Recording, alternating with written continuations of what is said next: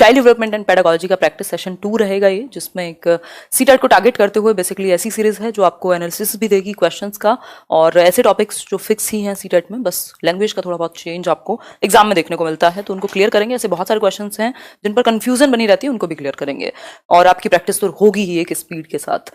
तो out of 15 आज 16 questions हैं, बट एक जो क्वेश्चन है वो कल का कंफ्यूजन वाला क्वेश्चन है, कई लोगों को क्लियर नहीं हुआ था, तो उसको फिर से डिस्कस करेंगे एक बार। कल बीच में एक इलेक्ट्रिक कट था उस समय।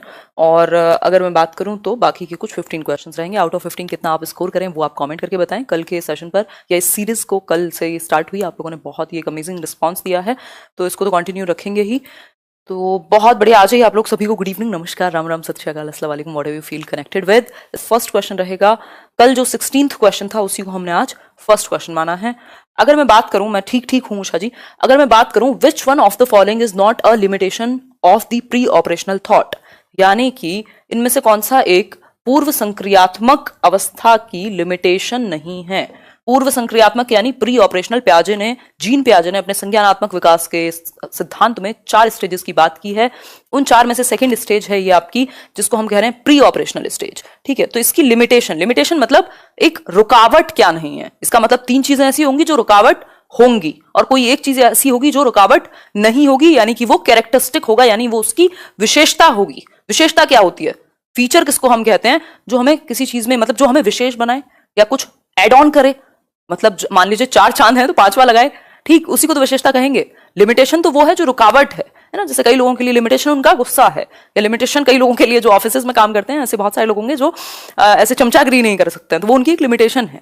हालांकि इसको पॉजिटिव और नेगेटिव कहना गलत होगा, बट उस एक काम के लिए, उस एक उद्देश्य के लिए, ठीक है बात। खैर, तो बात करते हैं कि कौन सा एक लिमिटेशन नहीं है, मतलब विशेषता है। भाई क्वेश्चन एक तो ये ऐसा क्वेश्चन है जो मुश्किल भी है, मतलब कंपैरेटिवली ऑप्शंस की वजह से भी, और नॉट भी लगा हुआ है, तो ये डबल हो जाता है उस केस में, तो कई लोगों को कंफ्यूजन बनी रहती है। इसमें 4 ऑप्शंस हैं, irreversibility, tendency to concentrate, development of the symbolic thought और ईगोसेंट्रिसिज्म। अभी कल परसों हमने पियाजे को डिस्कस किया था, पहले उसको अच्छे से देखिएगा। अगर मैं बात करूं इरिवर्सिबिलिटी की, तो ये एक सबसे बड़ी लिमिटेशन है, और हमसे पूछा है नॉट। ये सबसे बड़ी लिमिटेशन क्यों है? क्योंकि अपलटावी का जो गुण है, यानी बच्चा अपनी सोच को पलट नहीं सकता, अनडन नहीं कर सकता। यदि अगर आपने आटे से बॉल बनाई है, या आटे से जो वो रोटी के लिए गोल गोल शेप बनाते हैं, तो उसके लिए वो शेप अगर एक बार बन गई है तो वो रोटी में कन्वर्ट होना मुश्किल है, और रोटी से उसको वापस से उसमें कन्वर्ट होना मुश्किल है। यानी बर्फ पानी बनती है और पानी को फिर से बर्फ बनाया जा सकता है, इस चीज में बच्चों को प्रॉब्लम होगी, ये है इरिवर्सिबिलिटी।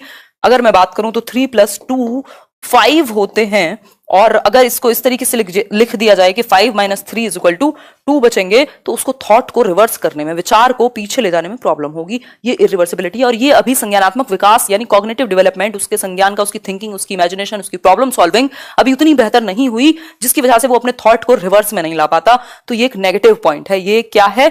ये एक प्रॉब्लमैटिक चीज है, यानी ये लिमिटेशन है, ये विशेषता नहीं है। ठीक, तो ये ऑप्शन तो हट ही जाएगा, क्योंकि ये तो लिमिटेशन है, तो ये हो नहीं सकता ऑप्शन।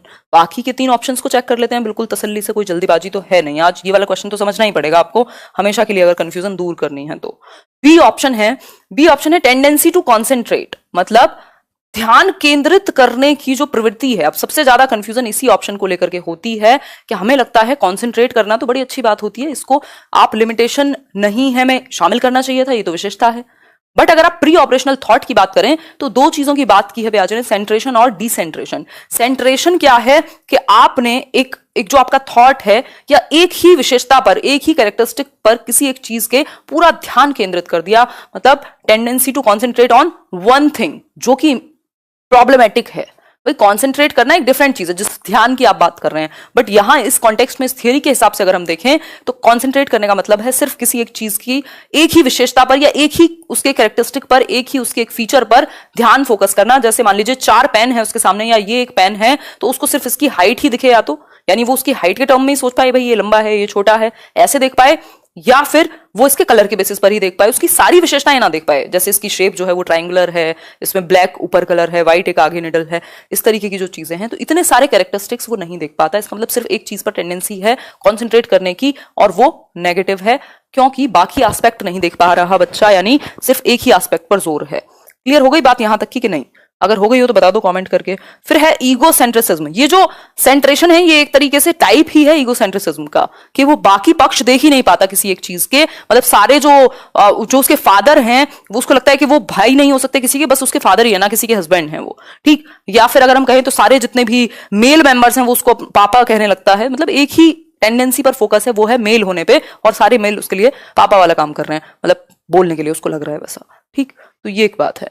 तो ये एक टाइप का, इसको ईगोसेंट्रिज्म ही कहेंगे। अगर मैं बात करूं ईगोसेंट्रिज्म की, तो ये तो ऑब्वियसली है ही कि बच्चा दूसरे पॉइंट ऑफ व्यूज नहीं देख पाता, वो ये ऐसा फील करता है अपने एग्जिस्टेंस के अकॉर्डिंग। मतलब जैसा वो किसी चीज के बारे में फील करता है वैसा सब फील करते होंगे, जो उसकी फेवरेट चीज है वो सबकी फेवरेट चीज होगी, यानी सेल्फ सेंटर्ड है। और ये अपने आप में क्या है, ये अपने आप में एक नेगेटिव पॉइंट है, ठीक। क्योंकि जब आप बाकी पर्सपेक्टिव ही नहीं देख पाएंगे, बाकी मल्टीपल एस्पेक्ट्स ही नहीं देख पाएंगे, डिफरेंट डिफरेंट व्यू में ही नहीं देख पाएंगे किसी एक प्रॉब्लम को, सॉल्व कैसे करेंगे? फिर तो बायस्ड ही रहेंगे। तो सिर्फ एक ही ऑप्शन सही है यहां, वो है development of the symbolic thought. Symbols का डेवलप होना बहुत ही बेहतर बात है, इसमें कुछ भी नेगेटिव नहीं है, और ये जीवन पर्यंत चलता है। आज भी आप अपने सिंबल्स, कितने सारे सिंबल्स हैं उनके थ्रू सीख रहे हैं। लैंग्वेज में भी सिंबल्स ही हैं इतने सारे जिनके थ्रू आप सीख रहे हैं। मतलब सिंबल्स जो हैं वो बेहतर हैं, वो लिमिटेशन नहीं होता। सिंबॉलिक थॉट, सिंबल्स को पहचानना, उससे जुड़ना, वो पॉजिटिव है। और ये कब आता है? ये प्री ऑपरेशनल स्टेज में ही आएगा, 2 से 6 वर्ष में। अब भी अगर कोई समस्या हो तो वीडियो को रिपीट करके पीछे से देखिएगा। चारों ऑप्शंस को मैंने अच्छे से क्लियर किया है। अगर मैं बात करूं तो बी जो है वो लिमिटेशन है। क्यों है? क्योंकि वो सेंट्रेशन से जुड़ी हुई बात है कि एक ही पक्ष पर बच्चा जोर देता है, बाकी पक्ष देख नहीं पाता। ठीक है बात, आगे बढ़ जाएंगे अब इसी बात पर। यहां की बात इतनी ही थी। काजू नाम तो अच्छा है आपका, ठीक है, मैं कर दूंगी सुपर चैट का प्रोसेस। एक्सप्लेन ही करना है तो बाकी मुझे थोड़ा सा अजीब लगता है वो एक्सप्लेन करने में। क्वेश्चन नंबर 2 है आपके सामने, इसको थोड़ा ध्यान से पढ़िएगा। अब क्वेश्चन को थोड़ी स्पीड से देखेंगे। अगर मैं बात करूं तो क्वेश्चन नंबर 2 है the statement an important pre condition for the proper development of a child ensuring her his healthy physical development. मतलब कि एक स्टेटमेंट है कि एक प्री कंडीशन है, ये इंपॉर्टेंट है कि बच्चे के शारीरिक विकास का ध्यान रखा जाए। ऐसा क्यों है? इसका रीजन क्या है कि बच्चे को फिजिकल डेवलपमेंट हेल्दी दिया जाए, यानी उसका शारीरिक विकास अच्छा हो। पहला ऑप्शन है ये अनट्रू है, गलत बात है कि शारीरिक विकास पर जोर ना दिया जाए, या फिर मे बी इनकरेक्ट है, मे बी गलत है। Is true because physical development occupies the top most place, यानी ये बात सही है क्योंकि जो शारीरिक विकास है वो सबसे ऊपर है बाकी सभी विकास के प्रकार में। या फिर fourth option is true because physical development is inter related with other domains of development. अब किसी को प्रिंसिपल्स ऑफ डेवलपमेंट की जो क्लास थी आपकी, गरिमा ये सब चीजें तो चलती रहती हैं, जो फिजिकल डेवलपमेंट की जो आपकी क्लास थी, सॉरी क्या बोल रहे हो, प्रिंसिपल्स ऑफ डेवलपमेंट की जो क्लास थी आपकी, जो एक सेशन है यहाँ पे सर्च भी कर लीजिएगा, यूट्यूब पे मिल जाएगा आपको। यानी अगर मैं बात करूं, क्या यार ऐसे खतरनाक कमेंट्स मत किया करो। देखो एक बार, is true because physical development is inter related with other domains. जो आपका शारीरिक विकास है वो बाकी के जो डोमेन है, बाकी के जो एस्पेक्ट हैं, बाकी के जो टाइप्स हैं डेवलपमेंट के, उनसे भी जुड़ा हुआ है। दैट मीन्स जो आपका फिजिकल डेवलपमेंट है वो सिर्फ शारीरिक विकास, आपके संज्ञानात्मक, आपके संज्ञान, आपके इंटेलेक्ट के डेवलपमेंट से भी, आपके सोसाइटी के यानी सोशल डेवलपमेंट से भी, आपके इमोशनल डेवलपमेंट से भी, सभी से जुड़ा हुआ है, क्योंकि डेवलपमेंट इंटर रिलेटेड है, अंतः संबंधित है। ठीक, तो आंसर होगा डी, ना कि ये कि फिजिकल डेवलपमेंट सबसे ऊपर है। ऊपर और नीचे की बात हमने कहीं नहीं पढ़ी, हमने सिर्फ पढ़ा है कि डेवलपमेंट के 4 टाइप्स हैं या डोमेन्स हैं ब्रॉड। वो 4 क्या हैं? PCSE, PCS फिजिकल यानी शारीरिक विकास, कॉग्निटिव यानी संज्ञानात्मक, S फॉर सोशल यानी सामाजिक, और इमोशनल यानी सामवेगिक। तो सिंपल बात हो गई, डी आंसर इसका हो गया। आगे बढ़ेंगे, अब थोड़ा स्पीड से लेते हैं, प्रैक्टिस वाला फील लीजिए थोड़ा सा आप लोग। बताइए एक बार। नहीं मैंने बताया नहीं था काजू, ऐसा सब लोग मानते हैं। मेरा ऐसा कोई विचार नहीं है कि if you are good at something तो don't do it for free और never do it for free, है ना। ठीक है, मेरा मतलब दूसरा विचार है कि हाँ आप कीजिए अगर आपको अच्छा लगता है, आपको खुशी मिलती है तो, but find ways to sustain that thing. तो वो एक डिफरेंट चीज है। ऐसा कुछ नहीं है कि मैं आपको कह रही हूँ सुपर चैट करो, वो गलत चीज है, कभी नहीं कहा। Christina took her class for a field trip and after coming back she discuss the trip with her students. It may be connected as, मतलब क्रिस्टीना क्या है, एक टीचर हैं, वो अपनी क्लास को एक फील्ड ट्रिप पर ले गई। फील्ड ट्रिप मतलब दर्शन पर, किसी एक जगह को, मान लीजिए ताजमहल दिखाने ले गई। वापस आने के बाद after coming back she discussed the trip with her students. उन्होंने डिस्कस किया ट्रिप को अपने स्टूडेंट्स के साथ, या कुछ पूछा उस स्ट्रिप के बारे में, तो ये असेसमेंट ऑफ लर्निंग है, फॉर लर्निंग है, लर्निंग फॉर असेसमेंट है, लर्निंग ऑफ असेसमेंट है। बहुत बढ़िया अंजलि। तो ये लर्निंग ऑफ असेसमेंट या फॉर असेसमेंट तो हमने पढ़ा नहीं है, हमने 3 चीजें सिंपली पढ़ी हैं जो इंपॉर्टेंट है। एक है assessment of learning, assessment for learning, assessment as learning. ठीक, तो अगर हम बात करें तो ये क्या होगा, फटाफट से आंसर करो। खान सोनू थैंक यू, बताइए एक बार, आंसर कीजिए। ए, एग्जैक्टली, असेसमेंट ऑफ लर्निंग, क्योंकि लर्निंग का जो एक्सपीरियंस था वो आप दे चुके हैं बच्चों को, आप उनको फील्ड ट्रिप पर ले जाने के बाद कुछ डिस्कशन कर रहे हैं, दैट मीन्स लर्निंग हो चुकी है, अधिगम हुआ है, उसके बाद आप आकलन कर रहे हैं, यानी कि उसके बाद आप असेस कर रहे हैं, तो असेसमेंट ऑफ लर्निंग। अगर जाने से पहले या दौरान होता तो फॉर लर्निंग कहते, अगर स्वयं बच्चे अपना असेसमेंट कर रहे होते पीयर ग्रुप में तो एज कह देते। तो सिंपल सी बात है, इसमें कोई कंफ्यूजन होना नहीं चाहिए। अगर आपने सीसी वाली वीडियो देखी है, नहीं देखी तो सर्च कर लीजिए, वो वीडियो सब यूट्यूब पर फ्री अवेलेबल है। The statement men are generally more intelligent than women, वही एक स्टेटमेंट है। अगर मैं बात करूं, एक स्टेटमेंट है क्या, man are generally more intelligent than women, यानी जो पुरुष हैं वो महिलाओं से आमतौर पर बुद्धिमान होते हैं या अधिक बुद्धिमान होते हैं। अब कई लोग ऐसे हैं, बहुत बड़े अंकित, कई लोग ऐसे हैं जो इस बात से सहमत होंगे अभी भी इस चैट में भी। तो एक बार आंसर कर दीजिए कि ये ट्रू है, मे बी ट्रू है, शोज जेंडर बायस, या is true for different domains of intelligence. जरा बता दीजिए, थोड़ा सा ज्ञान दे दीजिए हमें भी, हम भी जाने क्या होगा इसका आंसर। फटाफट से बताइए। बहुत बढ़िया, सेशन पसंद आ रहा हो तो लाइक शेयर जरूर कीजिएगा, उससे एक पॉजिटिविटी होती है और ज्यादा लोगों तक जो सच में तैयारी कर रहे हैं उन तक एक क्वालिटी पहुंच पाती है। विनय शर्मा, आंसर सही है आपका, सी मतलब शोज जेंडर बायस, एग्जैक्टली। अगर मैं बात करूं तो ये लिंग पूर्वाग्रह को दर्शाता है। कैसे, अगर मैं बात करूं, जब भी आप दोनों में से किसी एक साइड झुक रहे हैं, दैट मीन्स जो मैन है वो ज्यादा इंटेलिजेंट है वुमेन से, महिला जो है वो बेचारी है, या वॉट एवर इट इज, या मैथ्स में ज्यादा इंटेलिजेंट होंगे लड़के, या इस तरीके की जो चीजें हैं, इन सब का कोई ऐसा कुछ प्रूफ नहीं है, ये साइंटिफिकली प्रूवन चीजें नहीं है। ठीक है, ये हमने पूर्वाग्रह बनाए हुए हैं। अब जनरली इसमें एक परसेप्शन बनता है कि जो पुरुष हैं कि वो गाड़ी बहुत अच्छी चलाते हैं महिलाओं से, या बाकी चीजें अच्छी करते हैं, जनरली हमने इंटेलिजेंट कह दिया। उसके पीछे एक कारण भी है हमारे जैसे विकासशील देश में कि आपने महिलाओं को मौके दिए नहीं।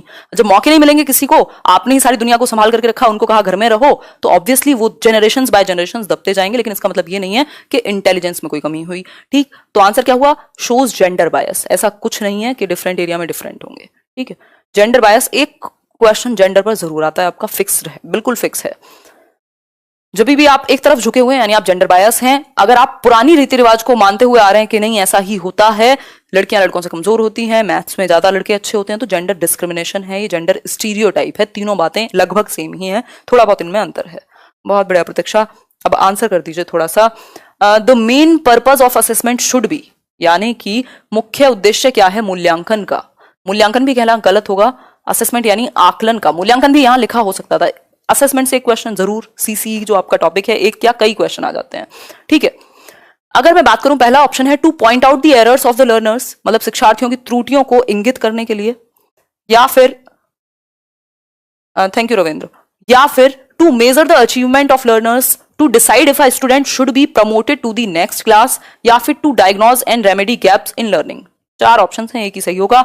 बिल्कुल दलजीत, आपका आंसर सही है, D option, to diagnose and remedy gaps in learning. हमेशा ध्यान में रखिएगा, अगर बात असेसमेंट की चल रही है तो बेस्ट वे हो सकता है, हम इसलिए करते हैं कि बच्चे कैसे सीख रहे हैं इसको जान सकें, आगे कैसे इंप्रूव करना है इसको जान सकें, कहाँ गलती है या कहाँ उनको मिसअंडरस्टैंडिंग या गैप कहाँ है उसको जान सकें, उसको फिल कर सकें। तो मेन पर्पज ये है, मेन पर्पज गलतियां निकालना नहीं है, कितना उन्होंने अचीव कर लिया ये जानना नहीं है। ये हो सकता था if D option was not there. ठीक, तो उस केस में ये हो सकता था, और ऐसा नहीं है कि एक बच्चे को आपको भेजना है आगे के नहीं, वो फिर इवैल्यूएशन भी लिख सकते थे।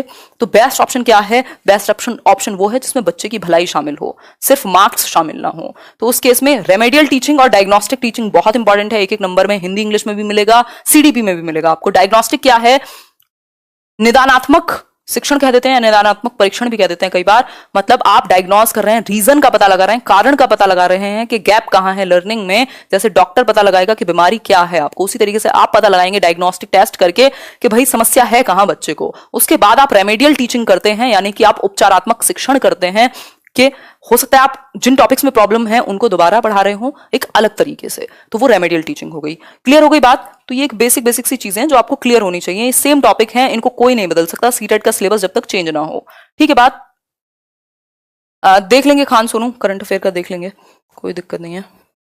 नेक्स्ट है आपका question number 6, human development is based on certain principles. भाई हम ये जानते हैं मानव विकास जो है वो बहुत सारे सिद्धांतों पर बेस्ड है, उनमें से कई सिद्धांत हमने समझे भी हैं, principle of continuity, spiral versus linear, इसके अलावा कितने सारे तो आपके हैं डेवलपमेंट के principle. Which of the following is not a principle of human development, इनमें से कौन सा एक प्रिंसिपल नहीं है, नॉट पूछा है। कल से फिर से वही बात याद करेंगे, अगर क्वेश्चन में नॉट दिया है, एक्सेप्ट दिया है, लीस्ट दिया है, ध्यान से पढ़ना है और आंसर करना है। पहला ऑप्शन है कॉन्टिन्यूटी जो है वो प्रिंसिपल नहीं है, सीक्वेंशियलिटी नहीं है यानी अनुक्रमिकता, या फिर जनरल टू स्पेसिफिक यानी सामान्य से विशिष्ट कहेंगे, सामान्य नहीं कहेंगे, ठीक। रिवर्सिबल यानी कि प्रतिवर्ती। 4 ऑप्शंस फटाफट से आंसर कीजिए। 15 क्वेश्चन है, जस्ट एक क्वेश्चन को हटा दें तो सिर्फ 15 क्वेश्चन है, 15 एग्जैक्टली। पल्लवी बात आपकी सही है, क्वेश्चन का जो आंसर है वो है रिवर्सिबल, यानी रिवर्सिबिलिटी भी कह सकते हैं, यानी बैक गियर नहीं लगेगा डेवलपमेंट में। ऐसा नहीं हो गया ना कि आज आप डेवलप हो गए और कल आप फिर से 0 हो जाएंगे। आज अगर आप 10 साल के हो गए, कल 2 के तो नहीं हो सकते, ठीक। तो उस केस में सिर्फ एज की ही बात नहीं है, और भी बहुत सारे एस्पेक्ट्स में प्रोग्रेसिव चेंजेस को, बढ़ते हुए प्रगतिशील परिवर्तनों को हम क्या कहते हैं, डेवलपमेंट कहते हैं, जो एक सीक्वेंस में चलते हैं, जो एक ऑर्डर में चलते हैं, जो स्टेजेस में भी चलते हैं। कई बार अगर मैं बात करूं तो कॉन्टिन्यूटी यानी वूम टू टूम, आपके गर्भ से कब्र तक जाएगा, बिल्कुल सही है, कॉन्टिन्यूअस है, चेंज होता रहेगा। फिर है सीक्वेंस में होगा, भाई पहले इन्फेंसी है, फिर आपका चाइल्डहुड है, फिर एडोलेसेंस है, तो एक सीक्वेंस है। बच्चा पहले बैठना सीखेगा, खड़े होना सीखेगा, चलना सीखेगा, दौड़ना सीखेगा, सीक्वेंस है। सभी के लिए सीक्वेंस सेम है, ठीक। जनरल टू स्पेसिफिक मतलब जब हम जन्म लेते हैं या धीरे धीरे पहले बच्चा जनरल एक्टिविटीज करता है, फिर वो स्पेसिफिक करना शुरू कर देगा। अगर आप उसको शुरुआत में कुछ चीज पकड़ने के लिए भी कहेंगे तो पूरी बॉडी को आगे बढ़ाएगा, बाद में वो जस्ट एक हाथ को ऐसे करके भी पकड़ सकता है, यानी कि सामान्य पूरी जो बॉडी को वो यूज करता था उससे अब वो विशिष्ट एक्टिविटीज करने लगा, जिसमें कुछ एक स्पेसिफिक, एक दो मसल की ही जरूरत हो, एक दो फिंगर की ही जरूरत हो, क्या पता, तो वो ऐसी एक्टिविटीज करने लगेगा, ठीक है। बात यहां तक की कहानी आपकी खत्म हुई। अब है question number 7, which of the following is not a principle of development, इनमें से कौन सा एक प्रिंसिपल नहीं है विकास का। ध्यान से पढ़िएगा, ये इस बार आया हुआ क्वेश्चन है और वो भी पहले पूछा था। अब इन 2 क्वेश्चंस में कई बार कंफ्यूजन क्रिएट होगी आपको, फटाफट से आंसर कीजिए। हाँ बिल्कुल आर्यन कह सकते हो, मेरा एनालिसिस है ये, नंबर ऑफ क्वेश्चंस मैटर नहीं करते हैं, जो डिटेल्स आपको दी जा रही है वो मैटर करती हैं। क्वेश्चंस तो आपको जहां चाहे आप ढूंढ लीजिए। नींद लग रही है आज, मुंह धोके और बैठ जाइए। बहुत बढ़िया कनपाल जी, आई थिंक आपका नाम मैंने सही लिया हो। हाँ थैंक यू रिया। चलिए फटाफट से आंसर कीजिए, फास्ट चलेंगे थोड़ा सा। बहुत बढ़िया अनन्या, आंसर क्या होगा इसका? मिक्स्ड आंसर्स आ रहे हैं आप लोगों के, बी कह रहे हैं आप लोग। Exactly, development is universal and cultural contents do not influence it. अब इसमें कंफ्यूजन एक जगह क्रिएट हुई हमें कि ये मॉडिफिएबल कैसे है ना, मॉडिफिएबल कैसे है। हमने मान लिया डेवलपमेंट हेरिडिटी और एनवायरमेंट यानी वातावरण और आनुवंशिकता, आपके जीन्स और आपका पर्यावरण दोनों से प्रभावित होता है, 100% बात सही है। लाइफ लॉन्ग है यानी कॉन्टिन्यूअस है, कॉन्टिन्यूटी में चलेगा, वूम टू टूम जाएगा, सही है। डेवलपमेंट इज मॉडिफिएबल, मॉडिफिएबल का मतलब ये है यहां कि हम इसमें परिवर्तन कर सकते हैं कुछ, या फिर कहें क्योंकि इसमें सिर्फ फिजिकल एस्पेक्ट ही नहीं है कि आपकी हाइट बढ़ गई तो कम नहीं हो सकती, साइकोलॉजिकल तो चेंजेस आ रहे हैं ना आप में। आप हो सकता है कल जितना गुस्सा करते हो आज नहीं कर रहे हो, या बहुत सारी चीजों में थॉट के लेवल पर आप में चेंजेस हैं, तो साइकोलॉजिकली या कॉग्निटिव रूप से तो आपके अंदर परिवर्तन आते रहते हैं, या मॉडिफाई आप कर सकते हैं अपनी समझ को, ठीक। तो उस केस में हम कह सकते हैं कि अगर सारे एस्पेक्ट को मिलाएं तो ये भी एक प्रिंसिपल हो जाएगा। लेकिन development is universal and cultural contents, देखो यूनिवर्सल कहना शायद यहां तक चल जाती बात, लेकिन जैसे आपने कहा कि कल्चर पर कोई प्रभाव, कल्चर का कोई प्रभाव नहीं पड़ता, ये हम नहीं मान सकते। आप जिस देश में या जिस भी जगह रहते हैं, वो जो आपकी संस्कृति है वो आपके विकास को प्रभावित करेगी, क्योंकि एनवायरमेंट आपका प्रभावित करेगा आपको, और ये जो बात है ये एनवायरमेंट के अंदर आ जाएगी, तो बी ऑप्शन है, ठीक। सिंपल है बात। तो 2 अलग चीजें हैं, रिवर्सिबिलिटी अलग चीज है कि रिवर्सिबल होना वो प्रिंसिपल नहीं है, उसका रीजन है कि वापस नहीं जा सकते हो आप, ठीक। और दूसरा जो है ये मॉडिफिएबल है, तो इन दोनों में कंफ्यूज नहीं होना, इसीलिए मैंने दोनों को ढूंढ करके एक साथ लगाया है क्वेश्चंस को, ठीक है। आगे बढ़ेंगे, नेक्स्ट क्वेश्चन देख लीजिए एक बार। नेक्स्ट क्वेश्चन है, in which of the following periods does physical growth and development occur at a rapid pace. भाई अगर हम बात करें तो इनमें से कौन सा एक वो पीरियड है जब फिजिकल ग्रोथ यानी शारीरिक वृद्धि और विकास सबसे तेजी से होते हैं। रैपिड पेस मतलब बहुत तेजी से होंगे, यानी बच्चा शारीरिक रूप से बहुत तेजी से विकसित हो रहा होगा। पहला ऑप्शन है मिडिल चाइल्डहुड एंड एडोलेसेंस, फिर है आपका adolescence and adulthood, then infancy and early childhood, and last one is your early childhood and middle childhood. फटाफट से आंसर कर दीजिए, फिर हम लोग आगे बढ़ेंगे। Great trail blazer Prince, great great great, nice prefix.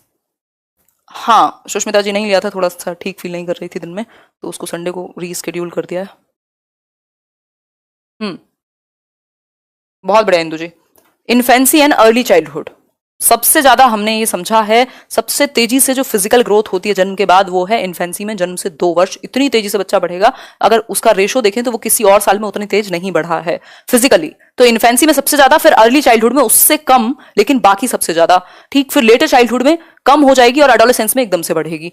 तो कह सकते हैं अगर हम बात करें तो इन सबसे ज्यादा कहां पर है, इन्फेंसी और अर्ली चाइल्डहुड में, यानी 0 to 2 और 2 to 6 ईयर्स, यानी टिल 6 ईयर्स बहुत ज्यादा फिजिकल डेवलपमेंट बच्चे का होता है। ठीक है बात, तो ये सिंपल सी बात है। और अर्ली चाइल्डहुड एक और चीज के लिए बड़ा फेमस है, जहां से सीटेट को बहुत प्यार है, वो है अर्ली चाइल्डहुड लैंग्वेज डेवलपमेंट के लिए सबसे सेंसिटिव यानी संवेदनशील या क्रिटिकल पीरियड है। फास्टेस्ट लैंग्वेज डेवलपमेंट होता है, भाषा का विकास सबसे तेजी से होगा अर्ली चाइल्डहुड में, यानी 2 से 6 वर्ष में। क्लियर हो गई होगी यहां तक की बात, तो मुझे नहीं लगता कोई समस्या है। एज ग्रुप को एक्सप्लेन कर दो, कर देते हैं एज ग्रुप को, 1 सेकंड लगेगी बस, ऐसे तो आप लोग फिर डिटेल्ड बना दोगे इसको। देखो एक बार, अगर मैं बात करूं तो ये 4 स्टेजेस आपके लिए सबसे इंपॉर्टेंट है। इन्फेंसी है 0 to 2 ईयर्स ऑफ एज, फिर आपका अर्ली चाइल्डहुड है पूर्व बाल्यावस्था 2 से 6, फिर है लेटर चाइल्डहुड उत्तर बाल्यावस्था 7 से 11, और फिर आपका ये है 12 से 18, और अगर WHO की माने एडोलेसेंस यानी किशोरावस्था तो वो 10 से 19 वर्ष है, लेकिन हम 12 से 18 जनरली कंसिडर करते हैं। ये 4 स्टेजेस हैं। ठीक है, क्लियर हो गई बात। हिंदी में ऑप्शन गलत दिया है, वो आप फिर उसको इंग्लिश को फाइनल मान के चलिएगा, मेरा जो ट्रांसलेशन है वो जल्दीबाजी में थोड़ा हिंदी वाला प्रॉब्लम हो जाती है। इन्फेंसी और अर्ली चाइल्डहुड को लिख लेना शैशवावस्था एवं पूर्व बाल्यावस्था। ठीक है, इंग्लिश वाला एक बार फाइनल देख लिया करो अगर कुछ कंफ्यूजन हो तो। क्वेश्चन नंबर 9 है, which of the following are examples of secondary socializing agencies. 2 प्रकार के सोशलाइजेशन है, हमने सामाजिकरण की प्रक्रिया, एक चैप्टर है सोशलाइजेशन, अगर आप यूट्यूब पर सर्च करेंगे आपको मिल जाएगा, हिमांशु सिंह आगे टाइप करके। तो एक है प्राइमरी सोशलाइजेशन यानी मुख्य कह सकते हैं इसको, प्राथमिक कह सकते हैं, और दूसरा है सेकेंडरी यानी गौड़। तो 2 प्रकार के सोशलाइजेशन है। प्राइमरी सोशलाइजेशन परिवार करेगा, उसके बाद सेकेंडरी में आपका स्कूल आ जाएगा, आपके आसपास की बाकी चीजें आ जाएंगी। ठीक है, तो इस बिल्कुल अतुल ऐसा होगा ही, क्योंकि अगर हम कुछ अच्छा डिस्कशन कर रहे हैं तो हेल्प होगी आपकी। कौन सा एक एग्जाम्पल है या कौन से एग्जाम्पल्स हैं जो सेकेंडरी सोशलाइजेशन जो परिवार के बाहर है। परिवार में कभी भी सेकेंडरी सोशलाइजेशन नहीं होगा, परिवार वो पहली प्राथमिक जगह है, प्राइमरी प्लेस है, जहां से आपका प्राइमरी सोशलाइजेशन शुरू हुआ, यानी आपका सामाजिकरण क्या है, समाज के तौर तरीके, नियम, कायदे कानून की जो प्रोसेसेस हैं उनको आप सीखते हैं, अडॉप्ट करते हैं। तो स्कूल एंड मीडिया होगा, हो सकता है, मीडिया एंड नेबरहुड होगा, may be, family and neighbourhood, family and friends, ये तो जीवन में नहीं होंगे, क्योंकि परिवार हमेशा प्राइमरी में आएगा और स्कूल हमेशा सेकेंडरी में। बाकी आपको किसी चीज में कंफ्यूजन हो, फर्क नहीं पड़ता। ठीक है, तो यहां नेबरहुड को इन्होंने फैमिली तक में कंसीडर कर लिया है, इसलिए बी ऑप्शन को सही नहीं माना है, क्योंकि मीडिया तो सेकेंडरी में है ही। तो स्कूल एंड मीडिया, ऐसा भी होगा कई बार नेबरहुड को ये लोग सेकेंडरी में डाल देंगे, लेकिन आपको सिर्फ 2 चीजें याद रखनी है यहां कंफ्यूजन से बचने के लिए। एक तो स्कूल कभी भी प्राइमरी नहीं होता, सेकेंडरी होगा, और दूसरा फैमिली कभी भी सेकेंडरी नहीं होगी, प्राइमरी होगी। तो अगर आपको 2 चीजें पता है तो आप कंफ्यूज नहीं होंगे, इन दोनों के बेसिस पे आंसर तक पहुंच सकते हैं। फिर है question number 10, the primary cause of individual variation, यानी व्यक्तिगत विभिन्नताओं का प्रमुख कारण। ये 1 नंबर का क्वेश्चन आपका मिनिमम आता है, व्यक्तिगत विभिन्नताओं पर कोई नहीं रोक सकता, और बहुत आसान क्वेश्चन होता है, फटाफट से आंसर कीजिए एक बार। अगर मैं बात करूं व्यक्तिगत विभिन्नताओं का कारण क्या है, या मैं कहूं सारी जो बिल्कुल बोन ऑफ कंटेंशन है, जिसको हम बोलते हैं राड की जड़, वो क्या है पूरे साइकोलॉजी में या बाल विकास में, वो है हेरिडिटी एंड एनवायरनमेंट का इंटरेक्शन। भाई आप अगर उठा करके देखें अपने बारे में या खुद को ही उठाएं तो विकास में और है क्या है, गुणनफल है विकास किसका, आनुवांशिकता और पर्यावरण का। आप इन 2 चीजों के इंटरेक्शन के अलावा और हैं क्या, या तो आपको चीजें जीन्स से मिली, अपने पहली पीढ़ी से मिली, या फिर आपने एनवायरनमेंट से सीखा, या दोनों के इंटरेक्शन से सीखा, तीसरा आपको कुछ नहीं पता, आप हैं ही नहीं कुछ भी इनके अलावा। ठीक, तो अगर मैं बात करूं तो फटाफट से आंसर कीजिए थोड़ा सा। दीपिका ठीक है बात, कॉम्प्लेक्स इंटरप्ले, ये जटिल है, इतना आसान नहीं है कि ये कह दिया कि ये इतना % हेरिडिटी, इतना % एनवायरनमेंट, ऐसा कोई रेशो नहीं है। ये हम वुडवर्थ कहते हैं कि विकास में हेरिडिटी एंड एनवायरनमेंट दोनों का बराबर का रोल है, यानी कि दोनों इंपॉर्टेंट है। 50-50% की बात नहीं हो रही है, यहां प्रोडक्ट है, गुणनफल है। कुछ क्षेत्र में जो हेरिडिटी है वो ज्यादा प्रभावी होगी, जैसे आपकी आंखों का रंग, आपके बालों का रंग, आपकी बॉडी टाइप, आपका इवन इंटेलिजेंस भी, और एनवायरनमेंट जो आपका न्यूट्रिशन, आपकी एजुकेशन, फूड, ये सारी चीजें आ जाएंगी। तो कुछ क्षेत्र में एनवायरनमेंट ज्यादा प्रभावशाली है, कुछ में हेरिडिटी, और दोनों मिलकर के इंटरेक्ट करके आपको विकसित करते हैं। तो हम सिर्फ जेनेटिक कोड को नहीं कह सकते, इनबॉर्न कैरेक्टरिस्टिक्स नहीं कह सकते, और एनवायरनमेंट को भी खाली हम सही नहीं कहेंगे। तो दोनों के बीच में इंटरप्ले या फिर product, emotions and cognition, 1 number का क्वेश्चन, 1 नंबर मिनिमम और सबसे आसान नंबर है। बताओ यार ये चूहिया कहां से आ जाते हैं। खैर, emotions and cognition are dash to each other, 1 number का क्वेश्चन, कॉग्निशन एंड इमोशन यानी संज्ञान एवं संवेग। एक चैप्टर है आपका जिसमें बहुत छोटी सी बात है, अभी डिस्कस कर लेंगे। इंटरवोवन है, नॉट रिलेटेड, कंप्लीटली सेपरेट या इंडिपेंडेंट। फटाफट से आंसर कीजिए। इंग्लिश की क्लास ले लेंगे अभी 1-2 दिन पर लेंगे। बहुत बढ़िया आशीष, सही है, बहुत ही बढ़िया, ग्रेट। सही है चांदनी। बी ऑप्शन, नॉट रिलेटेड, कौन सी किताब में पढ़ रहे हो? इंटरवोवन होगा इसका जो आंसर है, साथ, एक दूसरे के साथ बुना हुआ है। इसका दूसरा शब्द हो सकता था इंटर रिलेटेड है, यानी एक दूसरे के साथ संबंधित है, अंतः संबंधित कह सकते थे। ये सिर्फ एक केस में आंसर होगा, इंडिपेंडेंट, और वो केस क्या है मैं आपको थोड़ा सा बता देती हूं, क्योंकि ये जो चीजें हैं ये इनकी कीमत नहीं है, समझते हैं, देखते हैं। इंडिपेंडेंट ऑफ जहां होगा तो वहां सिंपल लिखा होगा, ज़ेज़ोंग ने कहा है, ज़ेज़ोंग एक व्यक्ति हैं जिन्होंने कॉग्निशन और इमोशन पर बात की है, और सिर्फ वो कहते हैं कि आपका संज्ञान, जो आपकी दिमागी प्रक्रियाएं हैं, वो आपके संवेग से अलग हैं। अदरवाइज अगर आज मुझे अच्छा फील नहीं हो रहा या मेरे साथ कुछ प्रॉब्लम है किसी दिन फॉर एग्जाम्पल, या आपके साथ क्या होगा, आपका जो दिमाग है, आपकी जो मेमोरी है, आपकी हर एक चीज पर प्रभाव पड़ता है। ठीक, तो इंटर रिलेटेड होते हैं आपके इमोशंस। यदि आप मोटिवेटेड हैं, यदि आप अच्छा फील कर रहे हैं आज, तो आप ज्यादा काम भी कर सकते हैं। दैट मीन्स आपका जो दिमाग है, जो आपका संज्ञान है, या बाकी की जो प्रोसेसेस हैं, वो आपके इमोशंस से इंटर रिलेटेड है, इंटरवोवन है, एक दूसरे से जुड़ी हुई है, अलग नहीं है। लेकिन सिर्फ एक व्यक्ति है जो कहते हैं कि ये इंडिपेंडेंट है, आप मैनेज कर सकते हो, और ये व्यक्ति हैं मिस्टर ज़ेज़ोंग। ज़ेज़ोंग के अनुसार कॉग्निशन एंड इमोशन क्या है, तो आप सिंपल कहेंगे इंडिपेंडेंट हैं, स्वतंत्र हैं। ये बात क्लियर हो गई होगी। अगर ये बात क्लियर हो गई होगी तो 1 नंबर आपका सेफ है। ठीक है, क्या हुआ रोशन, आगे बढ़ते हैं। क्वेश्चन नंबर 12 है, क्रिएटिव आंसर्स रिक्वायर, यानी कि रचनात्मक उत्तर जो है वो किस चीज की रिक्वायरमेंट रखते हैं। क्रिएटिविटी से 1 नंबर का क्वेश्चन है। क्रिएटिविटी मतलब दिशाओं में सोचना, कुछ नया सोचना, कुछ फ्लेक्सिबल, कुछ बेहतर सोचना। तो किस चीज की रिक्वायरमेंट होगी अगर आपको बच्चों से क्रिएटिव आंसर, यानी कुछ अच्छा, कुछ अलग लिखें वो चाहिए, तो पहला ऑप्शन है direct teaching method, direct teaching and direct questions, content based questions, open ended questions, या फिर हाईली डिसिप्लिन्ड क्लासरूम। फटाफट से आंसर कीजिए, फिर हम लोग आगे बढ़ेंगे। आएंगी चीजें समझ में, बिल्कुल आएंगी। Great Sudhir, great. अभी तो आएंगे, रिवीजन सेशंस आएंगे। अभी सीडीपी खत्म कहाँ हुई, अभी तो 3 थियरीज कराई हैं और पहले के 5, मतलब काफी चीजें मैंने कराई हुई हैं, बट फिर भी इस साल का रिवीजन रहता है।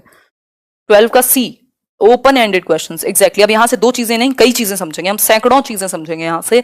ओपन एंडेड मतलब दिशाओं में सोच पाना, यानी अपसारी सोच, divergent thinking, out of the box thinking, lateral thinking, ठीक, ब्रेनस्टॉर्मिंग करना। और एक और चीज होती है, इसका उल्टा है क्लोज एंडेड क्वेश्चंस या close ended answers. Close ended का मतलब है, मतलब जिसका एंड क्लोज्ड हो, जैसे ये क्वेश्चन आपके सामने लिखा हुआ है, या जैसे सीटेट के 150 क्वेश्चन आते हैं, उनका एंड क्लोज्ड है। आप अपने एंड से अपनी मर्जी से ओपन होकर के ऐसे की तरह शब्द नहीं लिख सकते।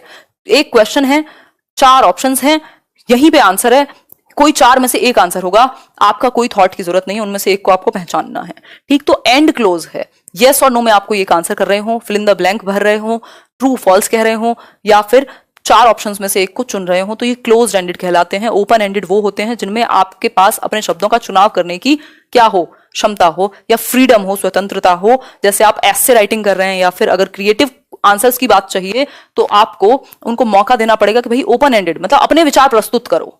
ठीक, तो ये बेसिक सी बात है। फास्ट पढ़ाएं, कहां उड़ के जाओगे।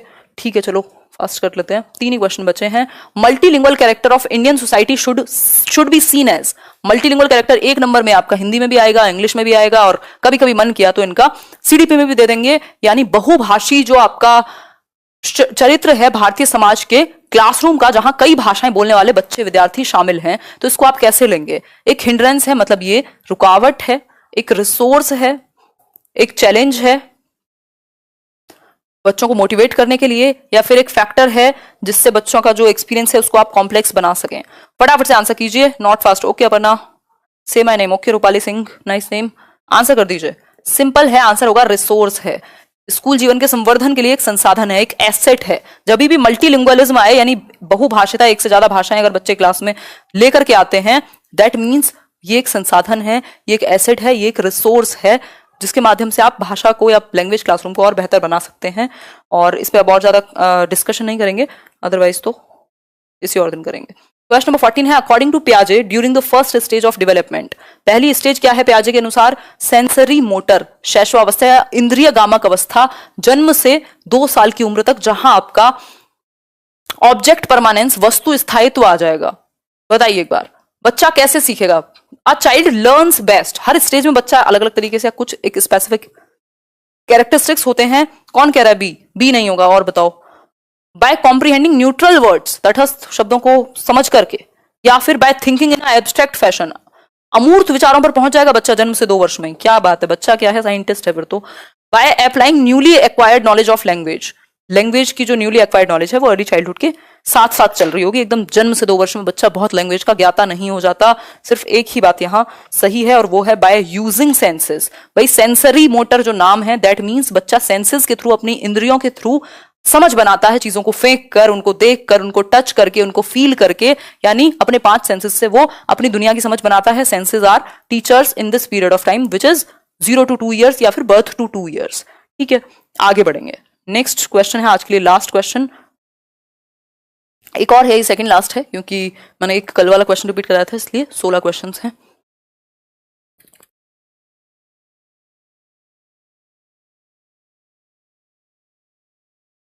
अब अंत का चांसेस हैं, हो भी सकता है, लेकिन अभी 15 तक हम कुछ नहीं कह सकते। 15 तक ही हमें फाइनल पता लगेगा कि पोस्टपोन होगा कि नहीं होगा या क्या होगा। बताइए एक बार। मैम चूहे सीडीपी पढ़ने आए थे, बिल्कुल इंदु अमरीश जी, और शायद ज्यादा पढ़ ली उन्होंने, वो चले गए। चूहे नहीं यार, वो पता नहीं कहाँ से, बिल्कुल छोटी सी चुहिया थी। Which of the following behaviours, मुझे टेंशन हो जाती है, यहाँ वायर्स हैं।